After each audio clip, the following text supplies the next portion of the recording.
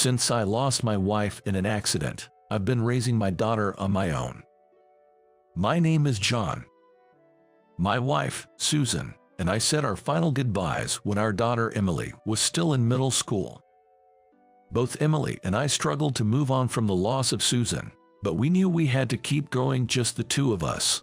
I worked tirelessly to ensure Emily could go to college, and I did as much as I could around the house. Emily, bless her heart, actively helped with housework and cooking. She grew up to be a great cook, just like her mother, and that made me so proud. Now, Emily has started college this year. Emily wanted to go to art school, so I thought she would move to a big city, and I felt a bit down about being alone. But then she said, "Dad, you can't handle the house without me, so I'll stay a bit longer." I wasn't sure if she was kidding or not, but she chose a college close to home. "I can handle the housework," I told her, but I couldn't hide my happiness. Then, one day, I came home from work feeling really tired. Emily had cooked dinner after her club activities, but I couldn't finish it. "Are you okay? Feeling sick?" she asked worriedly. I just brushed it off with a smile. "It's probably just fatigue. I'll be fine after some rest." But the physical sluggishness continued for days afterwards. I checked my temperature, a normal 98.6 degrees. It was strange, but not bad enough to miss work. I didn't think much of it and carried on as usual. But I found it hard to eat much at dinner. Emily kept urging me to go to the doctor, but I, disliking hospitals, relied on energy drinks and went to work. However, my condition didn't improve, and one day, Emily said to me, "We're going to the doctor tomorrow." The doctor? I told you I'm fine." I laughed it off, but her serious look didn't change. "I've already taken time off work, so no backtalk, just do as I say." Her commanding presence was so strong, I couldn't help but reply, "Yes, ma'am." I had to chuckle at this bit of pressure from Emily. She's starting to resemble her late mother, Susan, in that way. Emily has always been sensitive about my health. It's no surprise, really. After Susan suddenly passed away, I was the only parent left. When Susan went to heaven, I remember holding a distraught Emily in my arms as she sobbed, "Dad, you just can't die, okay?" So, I guess she's really scared of losing me too. Hearing this makes me happy to be so cared for by my daughter, but it also reminds me that I need to take better care of my health. Emily drove us all the way to the hospital, but I was nervous about driving as she had just got her license. "Hey, are you sure you're okay to drive? I can take over," I offered. Just don't talk to me right now. I'm concentrating, and you driving in your condition is even scarier. Leave it to me," she insisted. Watching her hunched over and gripping the steering wheel, I thought she had some nerve to say that. I was tense the whole ride, but when it was all said and done, Emily didn't make a single mistake and got us to the hospital safely. "See, I told you I'm good at this. Though my instructor did say I drive too slow," she said afterwards. Maybe it's because of her mother's accident, but Emily is very cautious when driving. With this level of caution, she's unlikely to hurt anyone. But just as I was thinking that today alone was going to shorten my lifespan, Emily shook me hard and said, "There's Mom." "Mom, what are you talking about? It's true. Look." Annoyed by my daughter's words, I looked where she was pointing, only to feel my heart almost stop. Among the busy nurses, there was a woman who looked like my deceased wife, just a bit older. A ghost? It's not right. I guess not. It felt like watching a paranormal phenomenon. "Did Mom have a twin we never knew about?" Emily asked, because the resemblance was uncanny.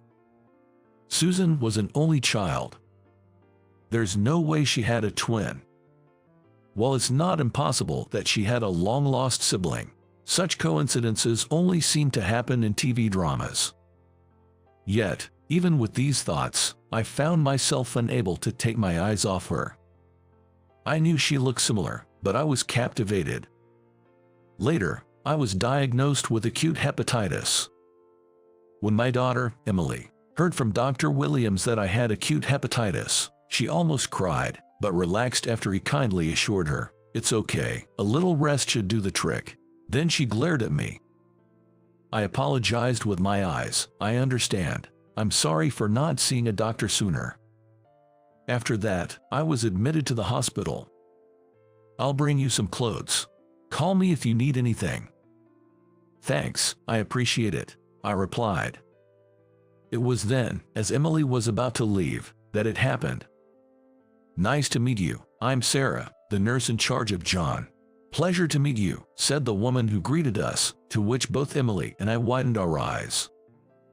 That's because she looked just like my late wife. Nice to meet you. I'm Emily, his daughter. Please take good care of my father," Emily said, bowing her head, and Sarah smiled. "You have a wonderful daughter." Her laughter brought back memories of my late wife, and I could only respond with a puzzled smile. "If you need anything, just call," Sarah said kindly before leaving my room. After she left, Emily took out a photo that she's always cherished. It's a picture of the three of us when she was in middle school. Both Emily and I looked younger in it. The only one who hasn't aged is my late wife. Looking at it now, it feels like Sarah, the nurse, reflects what Susan would have looked like if she had lived with us, a strange but intriguing thought. They really do look alike, don't they? Emily and I smiled at each other, acknowledging the resemblance. Afterwards, Emily and I became very close with Sarah. She was a very friendly person, and whenever she saw Emily visiting, she'd pop into my room for a little break, and the three of us would often chat. Despite being in the hospital, I was happy. It felt like I was talking with my late wife. Eventually, my hepatitis calmed down, and my discharge was arranged. "I'm going to miss this," Sarah said with a sad look, so I boldly asked her out for dinner, and she happily agreed.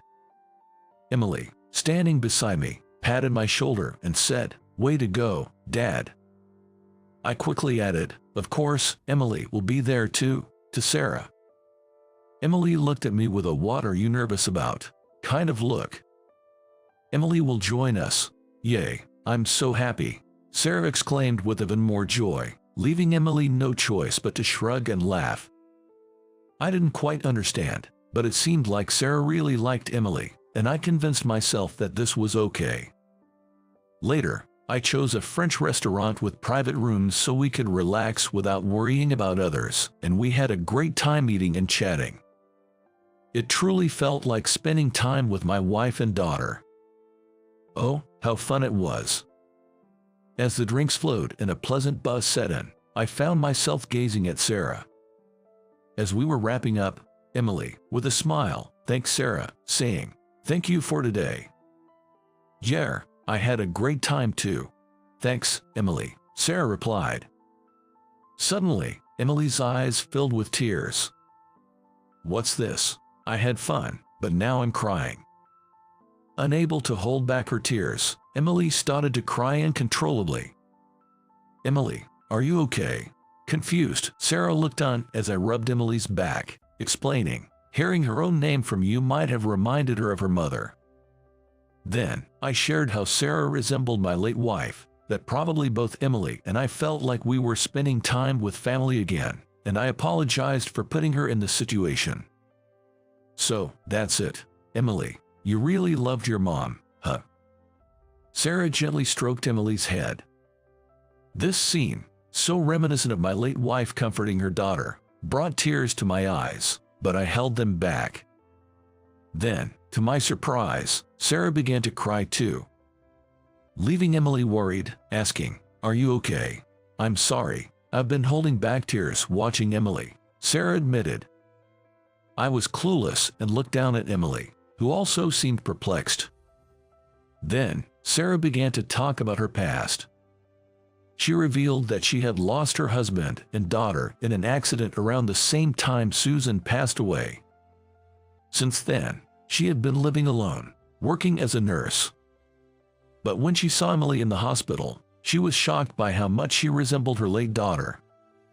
She told me, "It was like my grown-up daughter had come back to me. I was so happy. I felt like I was talking to my daughter in heaven, and it made me incredibly happy." Touched by Sarah's words, Emily couldn't hold back her tears anymore. It was a strange encounter where Sarah and I, both having lost someone dear, grew closer. One day, I had the chance to go out alone with Sarah. Originally, Emily, Sarah, and I were supposed to have dinner together, but Emily suddenly canceled, claiming to have caught a cold. However, she seemed fine, probably playing hooky, as she was happily gaming when I left the house.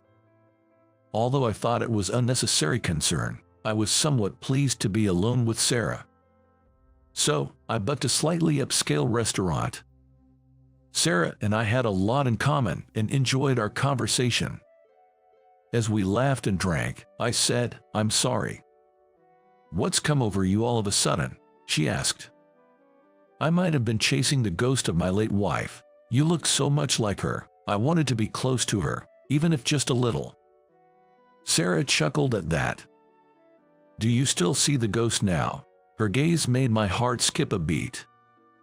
At first, I was indeed chasing after my wife. But it's different now. Gradually, I find myself drawn to Sarah herself. It's a feeling I hadn't had in a long time. "No, I don't," I replied, and then I confessed, "I've fallen for you, Sarah." Sarah blushed and looked down, then said with uncertainty, "Is that okay, me? I wonder if Emily would be okay with me." I couldn't help but laugh. "I think it's fine. In fact, Emily even told me to go for it." Sarah looked surprised, so I laughed again. And that's how Sarah and I started dating. When I told Emily about it, she happily said, "Way to go," and patted my back.